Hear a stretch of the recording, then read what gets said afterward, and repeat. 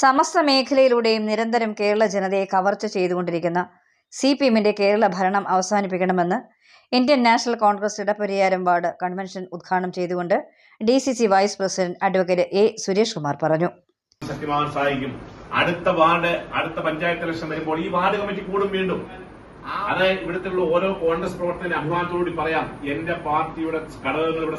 ഇടപ്പരിയാരം വാർഡിൽ ടിപ്പറുകൾ തകർത്ത പാലങ്ങൾ ശരിയാക്കി പരിയാരം ഇടപ്പരിയാരം മുക്കൂട് വാര്യാപുരം റോഡും കൊല്ലംപാറ റോഡും അടിയന്തരമായി BM and BC ടാറിംഗ് നടത്തി സഞ്ചാരയോഗ്യമാക്കണമെന്നും ഓണത്തിനു മുൻപ് തെരുവ് വിളക്കുകൾ പ്രകാശിപ്പിക്കണമെന്നും കോൺഗ്രസ് വാർഡ് കൺവെൻഷൻ സർക്കാരിനോട് ആവശ്യപ്പെട്ടു.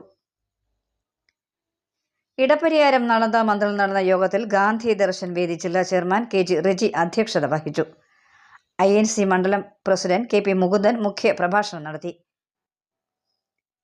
മുൻ panchayat president Samson Thekkethil, unorganising employees workers Congress സംസ്ഥാന general secretary Manoj Kumar, block Congress vice president Abdul Kalam Azad, INTUC block president Ajith Mannil, block secretary Binu, മണ്ഡലം UDF chairman PM Johnson, senior citizens Congress ജില്ലാ vice president Reji Varyapuram, ward മെമ്പർമാരായ ഇന്ദിര EA, വിൻസൻ ചിറക്കാല, മഹിളാ കോൺഗ്രസ് ജില്ലാ കമ്മിറ്റി അംഗം ശ്രീകല റെജി, IT കോർഡിനേറ്റർ സിനു എബ്രഹാം, മണ്ഡലം general secretary Roni memorial, ward president KA Raju, booth president Sunil KB എന്നിവർ പ്രസംഗിച്ചു.